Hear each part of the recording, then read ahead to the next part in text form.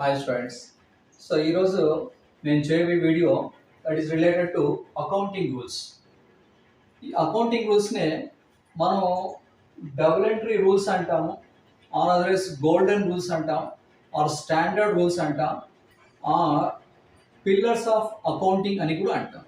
Pillars అంటే that is మనం ఒక బిల్డింగ్ కన్స్ట్రక్ట్ చేయాలంటే ఎలాగైతే పిల్లర్స్ ఉంటాయో అలాగా టోటల్ అకౌంట్స్, అంటే అది ఏ అకౌంట్ అయినా కావచ్చు, టోటల్ అకౌంట్స్ దాన్ని దట్ ఈస్ ఏదైతే అది నిల్చుండేది అంటే దట్ ఈస్ అకౌంట్స్ ఏవైతే కన్స్ట్రక్ట్ అయ్యిందో దానికి ఉండేదే 3 పిల్లర్స్.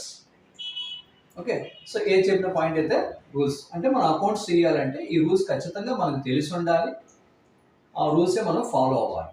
ఓకేనా? సో ఈ రూల్స్ చెప్పే ముందు కొంచెం బ్యాక్ వెళ్దాం. That is accounts.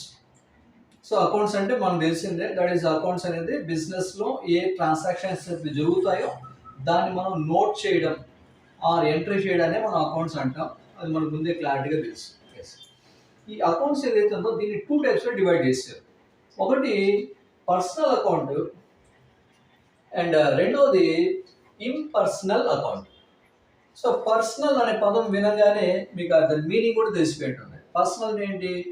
మనం కనీసం వ్యక్తులు ఎవరైతే ఉన్నారో వాళ్ళని మనం పర్సన్ అంటాం. సో పర్సనల్ దాని మీన్స్ చెప్పారు. అంటే ఈ పర్సనల్ అకౌంట్ దేనికి సంబంధించిందంటే దట్ ఈస్ వ్యక్తులకు సంబంధించింది. ఇంకా క్లియర్గా ఒక ఏమంటాం, సింపుల్ వేలో చెప్పాలంటే దేనికైతే పేర్లు ఉంటాయో, అంటే పేర్లు అంటే ఇక్కడ మనుషులకి పేర్లు ఉంటాయి, అదేవిధంగా సంస్థలకు పేర్లు ఉంటాయి.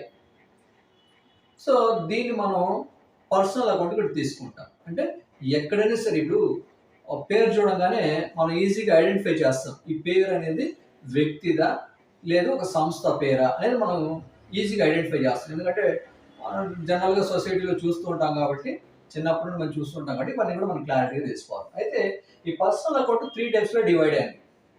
ఒకటి న్యాచురల్ పర్సన్ అంటే మనం, రెండోది ఆర్టిఫిషియల్ పర్సన్. ఆర్టిఫిషియల్ పర్సన్ అంటే లా ద్వారా ఏ ఇన్స్టిట్యూషన్ అయితే క్రియేట్ అయ్యిందో ఆర్ ఏ ఆర్గనైజేషన్ అయితే క్రియేట్ అయిందో దాన్ని మనం ఆర్టిఫిషియల్ పర్సన్ అంటాం. ఆల్రెడీ దీని గురించి నా ప్రీవియస్ వీడియోస్లో కంపెనీ గురించి ఎక్స్ప్లెయిన్ చేశాను. ఒకటి షేర్ క్యాపిటల్గా వీడియో కావచ్చు, or otherwise forms of business organisation దాంట్లో కూడా కంపెనీ గురించి ఎక్స్ప్లెయిన్ చేశాను, జాయిన్ స్టాక్ కంపెనీ గురించి. సో అవంతా కూడా ఆర్టిఫిషియల్ పర్సన్ అంటాం. ఓకే, దాని తర్వాత third is representative person. Representative person అంటే ఇది ఒక ఇండివిజువల్ పేరు చెప్పకుండా ఏ గ్రూప్ ఆఫ్ పర్సన్స్ ఏదైతే ఉన్నాయో దాన్ని మనం రిప్రజెంటేటివ్ పర్సన్ అంటాం. ఫర్ ఎగ్జాంపుల్, సపోజ్ ఒక ఎంప్లాయీకి మనం శాలరీ పే చేయలేదు అనుకుందాం. ఫర్ ఎగ్జాంపుల్ ఆ ఎంప్లాయీ పేరు చెప్తాము. For example X salary out standing అంటాం. అయితే సపోజ్ మొత్తం ఎంప్లాయీస్ ఉన్నారు గ్రూప్, ఈ మొత్తం ఎంప్లాయీస్ శాలరీ అనేది మనం ఒక్కొక్క పేరు చెప్పకుండా మొత్తం కలిపి మనం ఏం చేస్తామంటే శాలరీస్ అవుట్ స్టాండింగ్ అంటాం. ఓకే, శాలరీస్ అంటే మనకు తెలుసు, శాలరీ అంటే జీతం, అవుట్ స్టాండింగ్ అంటే మనం ఇంకా కట్టాలి అన్నది పాయింట్. జనరల్గా మనం సొసైటీలో డ్యూ అంటాం. డ్యూ అంటే ఇంకా కట్టాలి అంటాం, డియుఈ మనం కట్టాలి. ఇంకో పదం ఏంటంటే జనరల్ పదం అంటే బ్యాలెన్స్, మనం బ్యాలెన్స్ ఉన్నాం అంటాం. సో బ్యాలెన్స్ అన్న, డ్యూ అన్న, ఆర్ అదర్స్ అవుట్ స్టాండింగ్ అన్న మూడు ఒకే పదం. జనరల్గా మన అకౌంటింగ్లో అవుట్ స్టాండింగ్ పదాన్ని మనం రెగ్యులర్గా రాస్తాం. So out standing, salaries out standing వచ్చేసరికి జీతాలు ఇంకా పే చేయాలి అనేది పాయింట్. సో జీతాలు అంటే అందరూ ఎంప్లాయీస్ జీతాలు కదా దాని మీనింగ్, కాబట్టి దాన్ని మనం రిప్రజెంటేటివ్ పర్సన్ అంటాం. ఓకేనా? సో ఈ పర్సనల్ అకౌంట్ ఎవరికి సంబంధించిందంటే వ్యక్తులకు సంబంధించింది, సంస్థలకు సంబంధించింది. ఆర్ అదర్వైజ్ ఏదైనా డ్యూ ఉంటే ఒక గ్రూప్గా మనం ఏం చేస్తామంటే గ్రూప్ని కలిపి ఒక రిప్రజెంటేటివ్ పర్సన్. జనరల్గా ఇది మనకు యూసేజ్ తక్కువ ఉంటుంది, బట్ తక్కువ నేను చెప్పడం జనరల్ చెప్పడంలో, అకౌంట్స్ చెప్పడంలో మనం జనరల్ 2 పాయింట్స్ తీసుకుంటాం. ఒకటి న్యాచురల్ పర్సన్ తీసుకుంటాం, రెండోది ఆర్టిఫిషియల్ పర్సన్ తీసుకుంటాం. సో ఇది రాదని కాదు, ఇది వస్తుంది, బట్ అండర్స్టాండింగ్ పర్పస్ ఇప్పుడు చెప్తున్నాం. Okay, that is a personal account. Then coming to the impersonal account అంటే ఏంటి? పర్సనల్ అకౌంట్కి ఆపోజిట్ ఇది ఇంపర్సనల్ అనేది. సో ఇంపర్సనల్ అంటే ఏంటి? మనుషులు ఆర్ సంస్థలు కాకుండా ఇంక వేరేవి. సో ఇంక వేరే ఏమున్నాయి? So that is one is real account, రెండోది నామినల్ అకౌంట్. ఇప్పుడు రియల్ అకౌంట్ అంటున్నాం. సి ఆ పేరులోనే మనకు జనరల్గా ఏంటంటే అకౌంటింగ్ సబ్జెక్ట్లో ఆ పేరుతోనే మనకు అండర్స్టాండ్ అయిపోయేటట్టుగా ఉంటుంది, మీనింగ్ అంతా తెలిసిపోతుంది. ఇప్పుడు ఎంతమంది ఇక్కడ పర్సనల్ అన్నాము, ఆటోమేటిక్గా మనకు పర్సనల్ అంటే దట్ ఈస్ వ్యక్తులకు సంబంధించింది అనేది. సో అదే విధంగా ఇక్కడ రియల్ అంటున్నాం. రియల్ అంటే ఏంటి? రియల్ అంటే నిజం. నిజం అంటే ఏంటి? ఏదైతే మనం కళ్ళ ద్వారా చూస్తామో దట్ ఈస్ కంటికి కనిపించేదే నిజం అంటాం. సో కంటికి కనిపించేది నిజం, దాంతోపాటు ఏదైతే మనం తాకగలుగుతామో దాన్ని నిజంగా ఉంది అంటాం. For example marker pen, yes ఇది చూడగలుగుతున్నాం, దాంతోపాటు దీన్ని పట్టుకోగలుగుతున్నాం. సో మార్కర్ పెన్ ఇది నిజంగా ఉంది. సో కాబట్టి దీన్ని ఏమంటాం అంటే రియల్ అకౌంట్ కింద తీసుకుంటాం, రియల్ అకౌంట్. ఓకే, ఇప్పుడు ఈ రియల్ అకౌంట్ ఏదైతే ఉందో దీన్ని మళ్ళీ 2 టైప్స్లో డివైడ్ చేశారు. ఒకటి tangible assets, that is tangible account, ఇంకొకటి ఇంటాంజిబుల్ అకౌంట్. ఇప్పుడు ఆల్రెడీ ఇక్కడ చెప్పాను, రియల్ అకౌంట్ దేనికి సంబంధించిందంటే అసెట్స్కి సంబంధించింది. అసెట్స్ అంటే ఏంటి?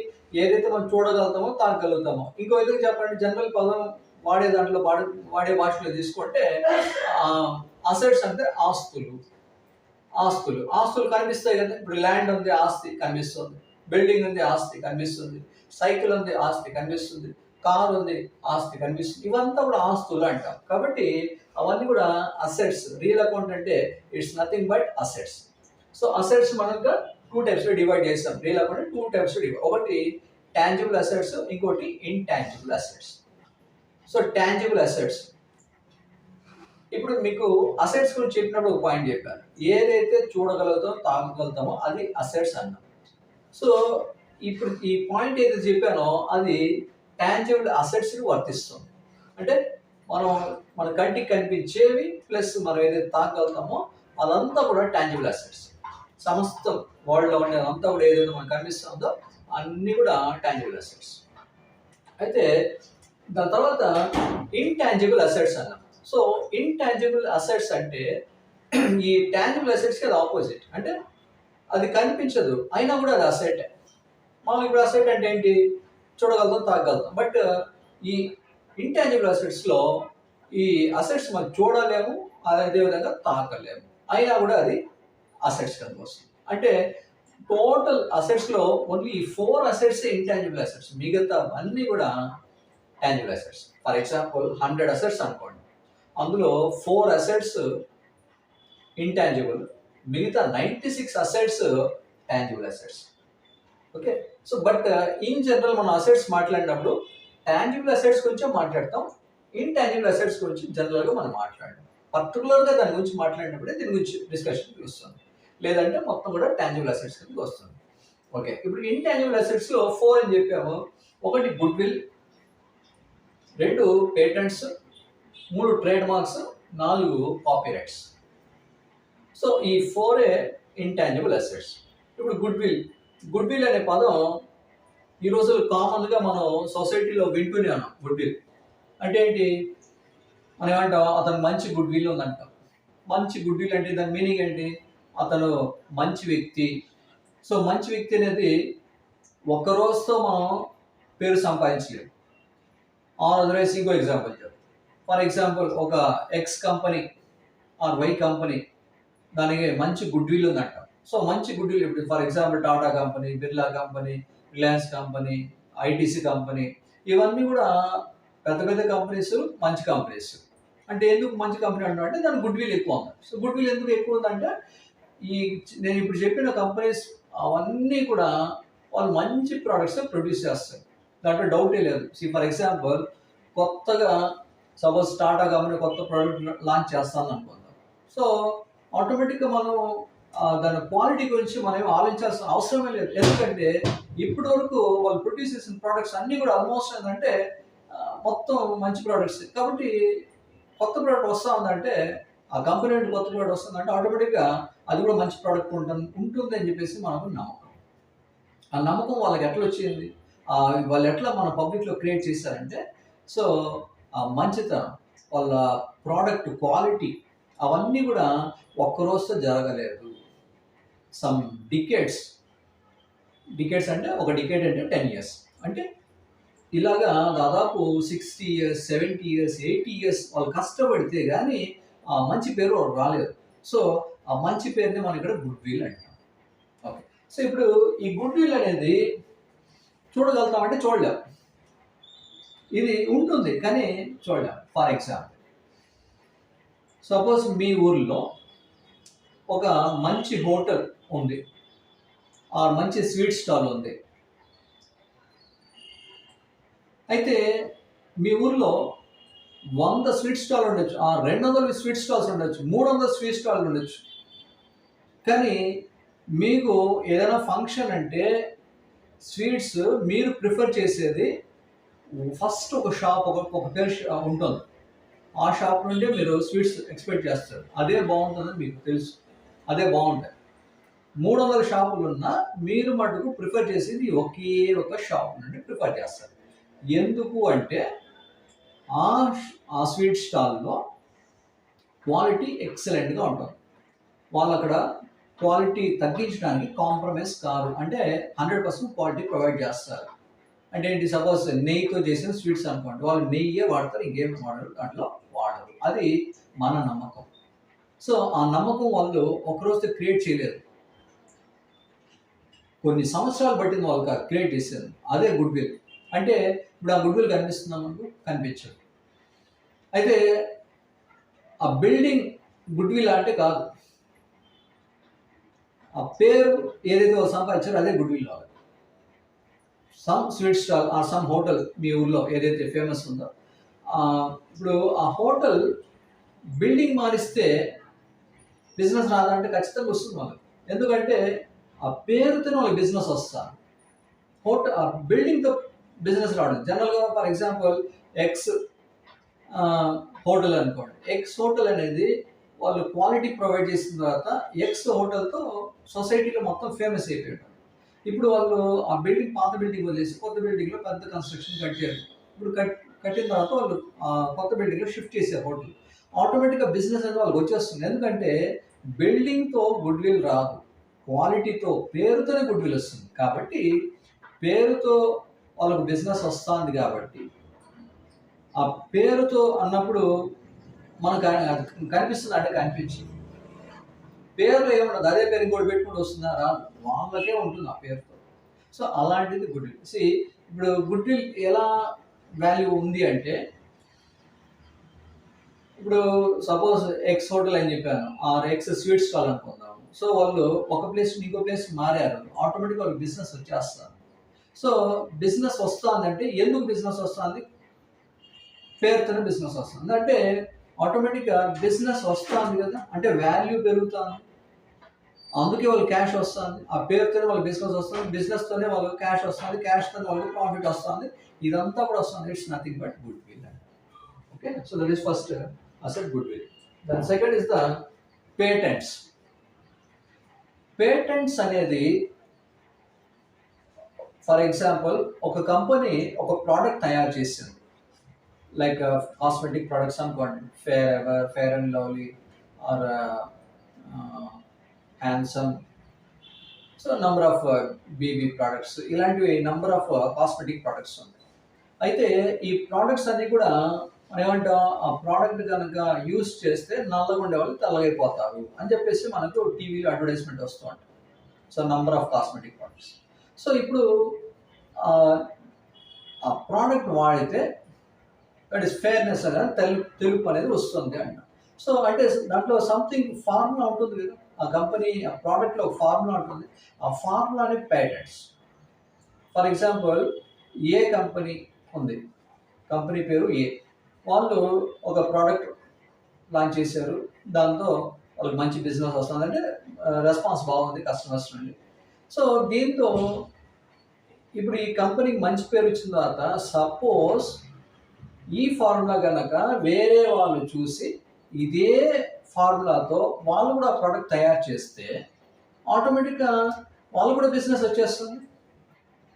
ఇప్పుడు ఏ కంపెనీ ఫస్ట్ స్టార్ట్ చేసింది కదా, ఇప్పుడు నష్టం ఎవరికి? ఏ కంపెనీ. కాబట్టి ఈ ఏ కంపెనీ ఏం చేస్తుందంటే గవర్నమెంట్ మనకు పేటెంట్స్ అనేది ఒక రైట్ ప్రొవైడ్ చేస్తుంది. అంటే ఏంటి? ఏ కంపెనీ ఏం చేస్తుందంటే గవర్నమెంట్లో ఈ ఫార్ములాని రిజిస్టర్ చేసేస్తుంది. ఈ ఫార్ములా మాది, సో ఇంకెవరు దీన్ని ఇదే ఫార్ములాతో వేరే ప్రోడక్ట్ తయారు చేయకూడదు అని చెప్పేసి వీళ్ళు గవర్నమెంట్లో రిజిస్టర్ చేస్తారు. దీనికి గాను గవర్నమెంట్ కొంత అమౌంట్ తీసుకుంటుంది, రిజిస్టర్ చేసి పెట్టేస్తుంది. ఇప్పుడు ఈ ఫార్ములా వేరే వాళ్ళు ఎవరు కూడా లాంచ్ చేయకూడదు. దాదాపు ఇది ఒక 20 years వరకు ఈ ఫార్ములా అనేది ఈ కంపెనీకి స్టాండర్డ్గా ఉండిపోవాలి.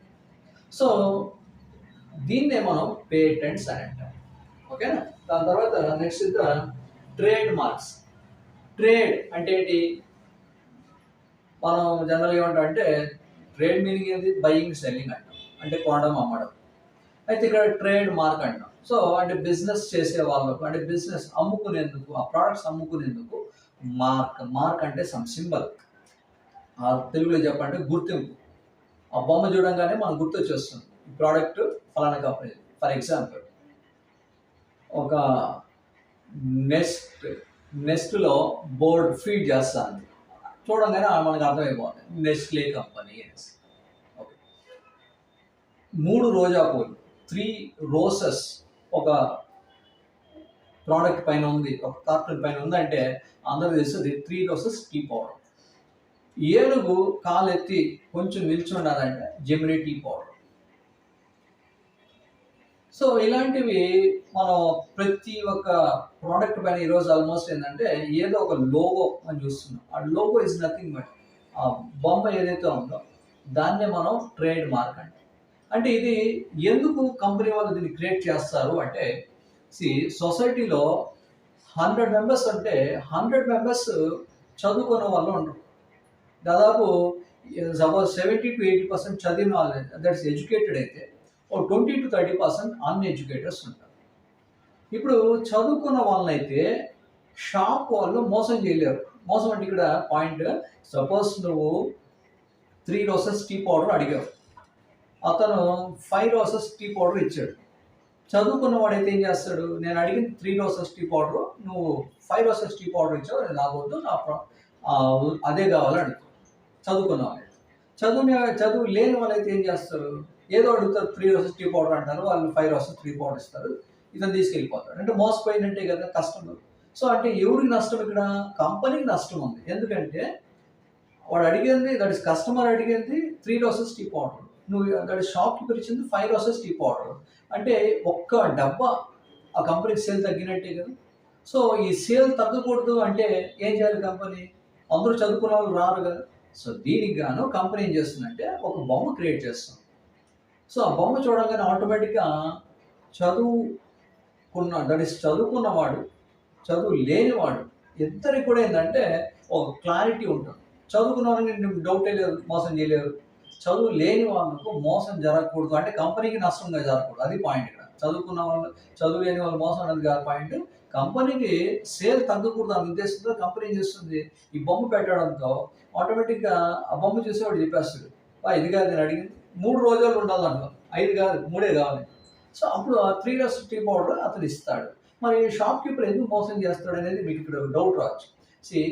3 roses 5 roses suppose, just for example, దాని గురించి నేను డెప్త్గా ఏం చెప్పడం లేదు. సో ఈ 2 types ఆఫ్ ప్రోడక్ట్స్లో దట్ ఈస్ కంపెనీ ప్రోడక్ట్ కాబట్టి దీంట్లో మార్జిన్ తక్కువ ఉంటుంది.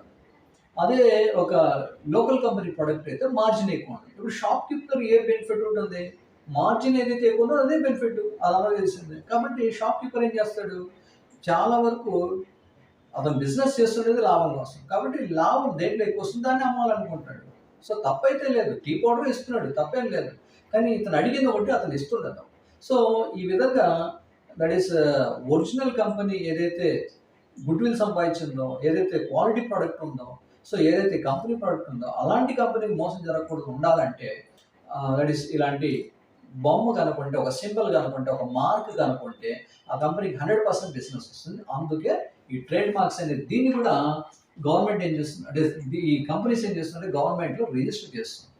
సో మీరు చూడండి, మీ బుక్స్ పైన ఆర్ బ్యాగ్ పైన ఆర్ వాటర్ బాటిల్స్ పైన దేనిపైన చూడండి ఆర్ అని ఉంటుంది. అంటే ఒక రౌండ్ మార్క్ వేసి ఆర్ ఉంటుంది. దాన్నే రిజిస్టర్డ్ అంటాం. ఆ రిజిస్టర్డ్ ఏదైతే ఉందో ట్రేడ్ మార్క్స్, దీన్నే రిజిస్టర్డ్ ట్రేడ్ మార్క్స్ అంటాం. ఓకేనా? సో ఇది కూడా అసెట్ కంపెనీ. అయితే కనిపిస్తుందా అంటే ఏది కనిపించదు. గుడ్ విల్ కనిపించదు, పేటెంట్స్ కనిపించదు, ట్రేడ్ మార్క్స్ కూడా. అంటే మీకు ఇక్కడ డౌట్ రావచ్చు, అది కనిపిస్తుంది బొమ్మ. ఎస్ కనిపిస్తుంది, కానీ పట్టుకోగలుగుతామా బొమ్మను? నో. పేపర్ పట్టుకుంటాం కానీ బొమ్మ పట్టుకుంటామా? నో. సో కాబట్టి ట్రేడ్ మార్క్స్ ఏదైతే ఉందో కనిపించదు.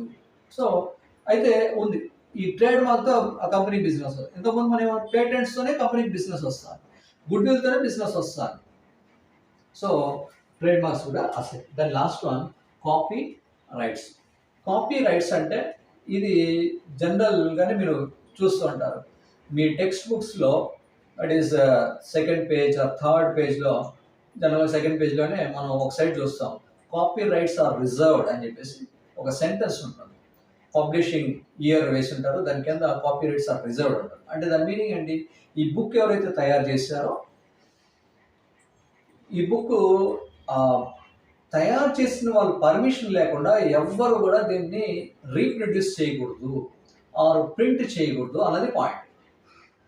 ఎందుకంటే ఒక బుక్ తయారు చేయాలంటే దాదాపు కష్టపడితే దాదాపు 2 years 3 years 4 years 5 years కూడా పడుతుంది ఒక బుక్ తయారు చేయాలంటే.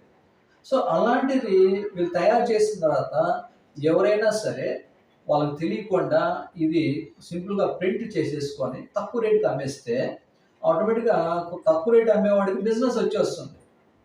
బట్ ఎవరైతే కష్టపడ్డారో వాళ్ళకు నష్టం వస్తుంది, నష్టం జరుగుతుంది. సో కాబట్టి ఆ నష్టం జరగకుండా ఉండాలంటే ఈ కాపీరైట్స్ ఏవైతే ఉన్నాయో దీన్ని గవర్నమెంట్లో రిజిస్టర్ చేయాలి.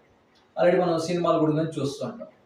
దట్ ఈస్ ఒక సినిమా రిలీజ్ అయిన తర్వాత దాన్ని మనం ఏ విధంగానూ ఆ వీడియోని మనం వేరే వాళ్ళకి షేర్ చేయకూడదు, దీన్ని ప్రింట్స్గా తీసి మనం అమ్ముకోకూడదు. ఆల్రెడీ మీకు తెలుసుంటే ఇవాళ అంతేందుకు మనం ఏదైనా యూట్యూబ్లో వీటిలంతా కూడా ఏదైనా పైరసీ అంటాం దీన్ని.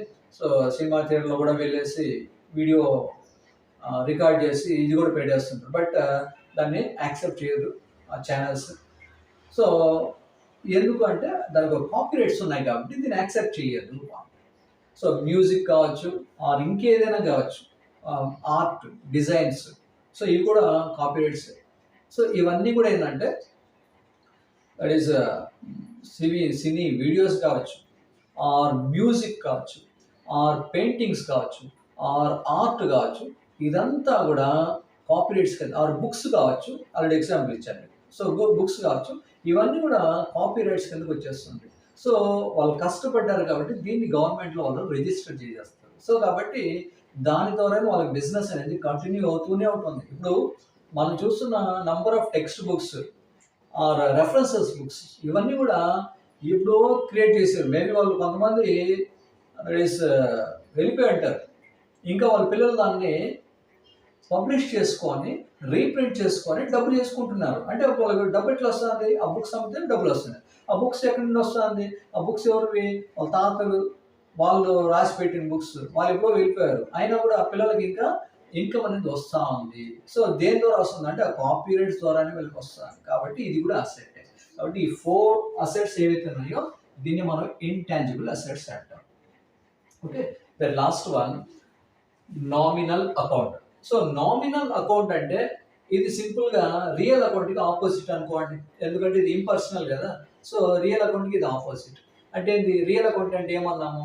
ఏదైతే చూడగలుగుతామో తాకగలుగుతామో రియల్ అకౌంట్ అన్నాము. దీనికి ఆపోజిట్ నామినల్ అకౌంట్. ఇది చూడలేము తాకలేము, చూడలేము తాకలేము. ఫర్ ఎగ్జాంపుల్ ఇవన్నీ కూడా ఎక్స్పెన్సెస్, ఇన్కమ్స్, ప్రాఫిట్స్, లాసెస్, ఇవే నామినల్ అకౌంట్. అంటే ఏంటి? ఎక్స్పెన్స్ చూడగలుగుతామా?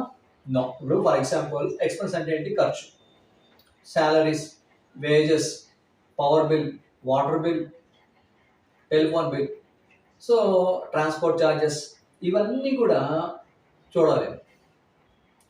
కాలేజ్ ఫీజు, సో ఇవన్నీ కూడా చూడలేము. మీరు ఇక్కడ డౌట్ రావచ్చు, శాలరీ డబ్బు వస్తుంది కదా, ఎస్, డబ్బు అనేది చూడగలుగుతాం, తాగలుగుతాం అంటే దేని కిందకి వచ్చేసింది? అది రియల్ అకౌంట్ కిందకి వచ్చేసింది. సో రియల్ అకౌంట్ అసెట్స్ కిందకి వచ్చేసింది క్యాష్ అనేది. కానీ శాలరీని చూడగలుగుతామా? చూడలేం. క్యాష్ రూపంలో కాదు, క్యాష్ రూపం అంటే అసెట్స్ కిందకి వెళ్ళిపోవాలి. బట్ శాలరీని చూడలేం, వేజెస్ చూడలేం, ట్రాన్స్పోర్ట్ చార్జెస్ చూడలేం, కరెంట్ బిల్ చూడలేం, ఇవేమి చూడలేం, ఫీజు చూడలేం, ఇవేమి చూడలేం. కాబట్టి ఓన్లీ పేర్లు ఉంటాయి. అది ఖర్చు అని తెలుసు, దాన్ని మనం చూడగలుగుతాం, చూడలేము. అదేవిధంగా తాకగలుగుతాం అంటే తాకలేము. సో ఇన్కమ్ని తాగలుగుతామా? నో. ఇన్కమ్ని చూడగలుగుతామా? నో. ఎక్స్పెన్స్ని చూడలేము, ఇన్కమ్ని చూడలేము, ప్రాఫిట్ని చూడలేము, లాస్ని చూడలేము. బేర్ చేస్తాం, కానీ బేర్ అంటే అనుభవిస్తాం, నష్టం అనుభవిస్తున్నాం, లాభం అనుభవిస్తున్నాం, కానీ దాన్ని మనం చూడగలుగుతామని చూడలేము, తాకగలుగుతామని తాకలేము. కాబట్టి ఇది నామినల్ అకౌంట్. సో ఆల్రెడీ మీకు ఇప్పుడు ఒక క్లారిటీ వచ్చేస్తుంటుంది. ఓకే, సో ఈ బేస్లో ఇంకా రూల్స్ గురించి అక్కడ మాట్లాడదాం. దాంట్లో మీకు ఇంకా కొంచెం క్లారిటీ ఇస్తాను. సో ఈ personal account, real account, nominal account గురించి దాంట్లో ఇంకా మీకు కొంచెం క్లారిటీ వచ్చేస్తుంది. సో ఇప్పుడు ఆల్రెడీ మనం క్లాసిఫికేషన్ ఆఫ్ అకౌంట్స్ చూసాం. అయితే ఈ క్లాసిఫికేషన్ ఆఫ్ అకౌంట్స్ ఏదైతే మనం చూసామో, ఇట్ ఈస్ పర్సనల్ అకౌంట్ కావచ్చు, ఆ రియల్ అకౌంట్, ఆ నామినల్ అకౌంట్. ఈ 3 అకౌంట్సే టోటల్ బిజినెస్లో ఉంటుంది. ఓకేనా? అంటే అది చిన్న బిజినెస్ కావచ్చు, ఆర్ ఒక పెద్ద బిజినెస్ కావచ్చు, ఏది ఉన్నా కూడా ఈ 3 అకౌంట్స్ తప్పించి బిజినెస్లో ఇంకేమీ ఉండవు. ఓకే, సో ఇక్కడ ఫర్ ఎగ్జాంపుల్ చిన్న ఆర్ట్ ఒకటి వేసాను మీకు, అది మీరు చూస్తే మీకు కొంచెం క్లారిటీ ఉంటుంది. స్మాల్ బిజినెస్ ఒకటి, ఇక్కడ బిగ్ బిజినెస్ ఒకటి. సో స్మాల్ బిజినెస్లో ఇప్పుడు చూడండి, ఈ స్మాల్ బిజినెస్ అంటే మన చిన్న బిజినెస్. అది ఎంత చిన్న బిజినెస్ తీసుకున్నా, ఫర్ ఎగ్జాంపుల్ ఇక్కడ ఈ ఆర్ట్ ఏదైతే వేసానో, ఒక వెజిటబుల్ అమ్ముకునే ఒక ఓనర్, ఓకే, ఫర్ ఎగ్జాంపుల్ సంత కావచ్చు, అది ఏదైనా మార్కెట్ కావచ్చు, వెజిటబుల్ మార్కెట్లో ఒక చిన్న అంగిడి, చాలా చిన్న అంగిడి అనుకుందాం. సో ఆ బిజినెస్లో ఏమున్నాయంటే ఓనర్ అంటే ఇప్పుడు ఆల్రెడీ మనం ఒకటి చూసాం, పర్సనల్ అకౌంట్ అనేది. సో పర్సనల్ అకౌంట్ అంటే దేనికి సంబంధించింది? వ్యక్తులకు సంబంధించింది. కాబట్టి ఓనర్ వ్యక్తి కాబట్టి సో పర్సనల్ అకౌంట్ కిందకి వచ్చింది. నెక్స్ట్ ఇక్కడ చూడండి, ఇక్కడ అబ్జర్వ్ చేస్తే దట్ ఈస్ వెయింగ్ మెషిన్ అది కావచ్చు, అదర్వైజ్ మనం త్రాస్ అంటాం కదా, సో త్రాస్ కావచ్చు, అతని చేతిలో ఉంది. ఇక్కడ స్టాక్ అంటే వెజిటేబుల్స్. సో బాస్కెట్లో, దట్ ఈస్ గంపలో ఏదైతే స్టాక్ ఉందో, అంటే గంప కూడా అసెట్టే, దాని లోపల వెజిటేబుల్స్ ఏదైతే ఉందో అది కూడా అసెట్టే. సో ఆ చిన్న బిజినెస్లో పర్సనల్ అకౌంట్ ఉంది, ఓనరు, దాంతోపాటు అసెట్స్ కాబట్టి త్రాస్ అసెట్టే, దాంతోపాటు బాస్కెట్, దాంట్లో స్టాక్స్ అంతా కూడా అసెట్స్. ఇప్పుడు మనం చూస్తుంటాం, ఏ వెజిటేబుల్ మార్కెట్కి వెళ్ళినా కూడా వాళ్ళు అక్కడ కూర్చొని వ్యాపారం చేయాలంటే, బిజినెస్ చేయాలంటే ఖచ్చితంగా ఆ మార్కెట్ కమిటీకి వాళ్ళు సర్టెన్ అమౌంట్ పే చేయాలి. అంటే కొంత అమౌంట్, నామినల్ అమౌంట్ ఏదో పే చేస్తారు. దాన్ని మనం గేట్ అని కూడా అంటాం. అంటే అమౌంట్ చిన్న అమౌంట్ పే చేస్తారు. ఆ అమౌంట్ ఏదైతే పే చేస్తున్నారో దాన్ని ఎవరు పే చేస్తారంటే కమిటీ వాళ్ళకు ఏజెంట్ వస్తారు, వాళ్ళకి పే చేస్తారు. సో అమౌంట్కి ఏదైతే పే చేస్తుందో దాన్ని మనం ఎక్స్పెన్స్ అంటాం. సో ఎక్స్పెన్స్ అంటే ఖర్చు ఉంది కదా, సో ఎక్స్పెన్స్ వచ్చేసరికి మనకు నామినల్ అకౌంట్ కిందకి వచ్చేస్తుంది. Okay, so owner personal account, దాంట్లో ఏవైతే అసెట్స్ ఉన్నాయో, వెజిటబుల్స్ కావచ్చు, బాస్కెట్ కావచ్చు, త్రాస్ కావచ్చు, ఇదంతా కూడా అసెట్స్ కిందకి వచ్చేసింది. దాన్ని మనం రియల్ అకౌంట్ అని అంటాము, అసెట్స్వి. దాని తర్వాత మూడోది ఏంటంటే నామినల్ అకౌంట్ కింద, ఆ ఏజెంట్కి ఏదైతే ఎక్స్పెన్స్ పే చేస్తున్నారో అది నామినల్ అకౌంట్ కిందకి వస్తుంది. దాని తర్వాత బిజినెస్, చిన్న బిజినెస్ అయినా కావచ్చు, సో బిజినెస్ చేసిన తర్వాత వాళ్ళు ఏం చేస్తారు, ప్రాఫిట్ వచ్చిందా లాస్ వస్తుందా చూసుకుంటారు. ఓకే, సో ప్రాఫిట్ ఆ లాస్ అనేది మనకి ఏ అకౌంట్ కిందకి వస్తుంది? నామినల్ అకౌంట్ కిందకి వస్తుంది. ఓకే, సో చిన్న బిజినెస్లో ఈ 3 తప్పించి ఇంకేమీ లేదు. అదేవిధంగా ఈ పెద్ద బిజినెస్ తీసుకుందాం.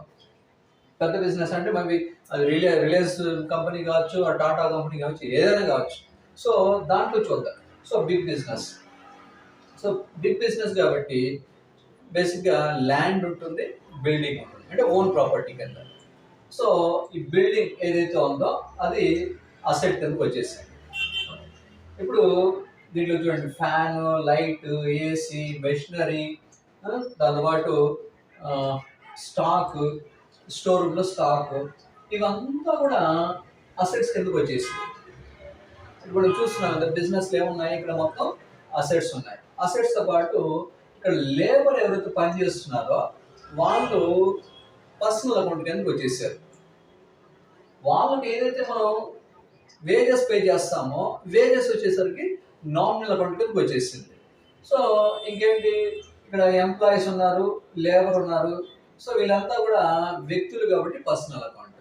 ఇంకా ఈ బిజినెస్ చేసిన తర్వాత సో ప్రాఫిట్ కానీ లాస్ కానీ ఏదో ఒకటి అనేది వస్తుంది. ఇంకా అసెట్స్ ఇక్కడ చూడండి, కంప్యూటర్ ఉంది, టేబుల్ ఉంది, ఇవంతా కూడా అసెట్స్ కిందకి వచ్చేస్తాయి. కాబట్టి పెద్ద బిజినెస్లు తీసుకున్న మనకు కామన్గా కనిపించేది ఏంటంటే ఒకటి పర్సనల్ అకౌంట్, రెండవది రియల్ అకౌంట్. రియల్ అకౌంట్ అంటే it's nothing but assets.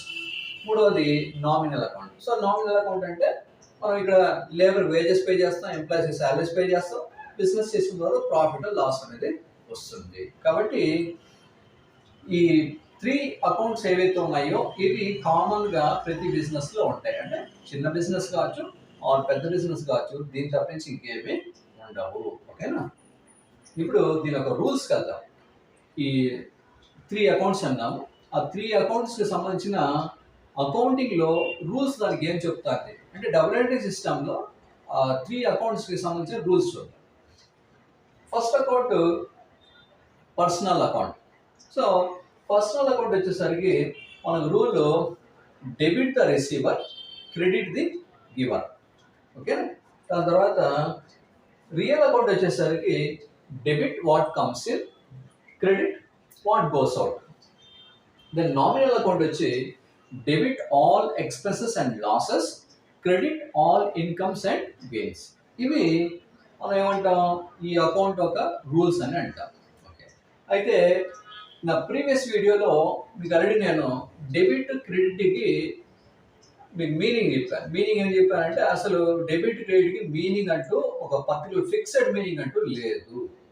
Situation పట్టించి దాని మీనింగ్ మారుతుందని చెప్పాను. అంటే కొన్ని సిచ్యువేషన్లో డెబిట్ అంటే లోపలికి వచ్చేది బిజినెస్లోకి, కొన్ని సిచ్యువేషన్లో డెబిట్ అంటే ఎక్స్పెండిచర్. కాబట్టి ఇలాంటి సిచ్యువేషన్ పట్టించి మీనింగ్ మారుతుంది. కాబట్టి ఒక పర్టికులర్గా మైండ్లో ఫిక్స్ చేసుకోవద్దండి. మీరు ప్రాబ్లమ్స్ చేస్తుంటే ఆటోమేటిక్గా మీకు అండర్స్టాండింగ్ వచ్చేస్తుంది. దాన్ని బట్టి సిచ్యువేషన్లో ఏ విధంగా ఆలోచించాలో ఆ విధంగా మీరే ఆలోచించుకుంటారు. దాంట్లో మనం పెద్దగా వరి అవసరం లేదు. సో ఇక్కడ ఏం చెప్తున్నాం, సో ప్రతి అకౌంట్లో అంటే పర్సనల్ అకౌంట్ కావచ్చు, రియల్ అకౌంట్ కావచ్చు, ఆ నామినల్ అకౌంట్ కావచ్చు, మూడిట్లో కామన్గా ఏముందంటే డెబిట్ క్రెడిట్. డెబిట్ క్రెడిట్, ఇక్కడ కూడా డెబిట్ క్రెడిట్, దాని మీనింగ్ అయితే లేదు. ఇంకా దాని పక్కన పెట్టండి. ఇప్పుడు దాని తర్వాత ఇక్కడ ఏమంటే రూల్ ఏం చేయమంటా ఉంది. సో అంటే ద రిసీవర్ని డెబిట్ చేయమంటాను. చూడండి ఇక్కడ కన్ఫ్యూజ్ కావద్దండి. ద రిసీవర్, ఇక్కడ డెబిట్ ద రిసీవర్ అన్నాం కదా, అంటే ఏంటి, డెబిట్ ద రిసీవర్ అంటే రిసీవర్ని డెబిట్ చేయమంటా ఉంది, అది పాయింట్. ఓకేనా? సో రిసీవర్ని ఏం చేయమంటారు, డెబిట్ చేయమంటారు. గివర్ని క్రెడిట్ చేయమంటారు. సో ద రిసీవర్కి అయితే మీనింగ్ ఉంది, ద గివర్కి అయితే మీనింగ్ ఉంది. ద రిసీవర్ అంటే ఏంటి, ఎవరైతే రిసీవ్ చేసుకుంటారో వాళ్ళని మనం రిసీవర్ అంటాం. గివర్ అంటే ఎవరైతే ఇస్తున్నారో వాళ్ళని మనం గివర్ అంటాం. అయితే ఈ రిసీవర్ కావచ్చు, గివర్ కావచ్చు, ఇది ఎక్కడ చెబుతుంది, మన బిజినెస్లోనే కదా. కాబట్టి ఈ పాయింట్ తీసుకోండి. బిజినెస్లో దట్ ఈస్ రిసీవర్. ఇక్కడ చూడండి యారో మార్క్ పైన పెట్టాను. ఇతను తీసుకుంటున్నాడు, రిసీవర్ తీసుకుంటున్నాడు, గివర్ ఇస్తున్నాడు. ఎక్కడ ఇవంతా జరుగుతుంది, బిజినెస్లో జరుగుతుంది. సో బిజినెస్లో తీసుకుంటున్నాడు, బిజినెస్కి ఇస్తున్నాడు. ఆల్రెడీ ఇక్కడ ఇస్తున్నాడు, తీసుకుంటున్నాడు ఎందుకు చెప్తున్నాడు అంటే ఇది పర్సనల్ అకౌంట్ కాబట్టి వ్యక్తులకు సంబంధించింది. అంటే దట్ ఈస్ మనలాంటి న్యాచురల్ పర్సన్ కావచ్చు ఆర్ సంస్థలు, దాన్ని మనం ఆర్టిఫిషియల్ పర్సన్ అంటాము. ఆల్రెడీ మీకు ముందు కూడా ఎక్స్ప్లెయిన్ చేశాను ఇక్కడ. సో కాబట్టి వ్యక్తులు కాబట్టి ఇక్కడ మనం ఏం చేస్తున్నాం, దట్ ఈస్ బిజినెస్లో తీసుకునేవాడు, బిజినెస్కి ఇచ్చేవాడు. సో వాళ్ళని ఏం చేయాలి, తీసుకునేవాడిని డెబిట్ చేయాలి, ఇచ్చేవాడిని క్రెడిట్ చేయాలి. ఇక్కడ ఈ వీడియోలో మీకు ఈ రూల్స్ సంబంధించిన కాన్సెప్ట్ గురించి చెప్తున్నాను. నెక్స్ట్ నా further video that is zone rides prepare చేసినప్పుడు అది ఏ విధంగా ఆలోచించాలి అంటే డెబిట్ అంటే ఏం చేయాలి, క్రెడిట్ అంటే ఏం చేయాలి అనేది అక్కడ మీకు ఎక్స్ప్లెయిన్ చేస్తాను. ఇక్కడ కేవలం మీరు ఇంతవరకు అర్థం చేసుకోండి. రిసీవర్ని డెబిట్ చేయాలి, గివర్ని క్రెడిట్ చేయాలి. ఆ డెబిట్ క్రెడిట్ అనేది నెక్స్ట్ వీడియో చెప్తాను. ఇప్పుడు నెక్స్ట్ రియల్ అకౌంట్ ఏం చెప్తా ఉంది, debit what comes in, credit what goes out. అంటే ఏంటి ఇక్కడ మీనింగ్ సేమ్ అక్కడ లాగే, రిసీవర్ని అక్కడ డెబిట్ చేయమను, గివర్ని క్రెడిట్ చేయమన్నా. ఇక్కడ వాట్ కమ్స్ ఇన్ని డెబిట్ చేయాలి, వాట్ గోస్ అవుట్ని క్రెడిట్ చేయాలి.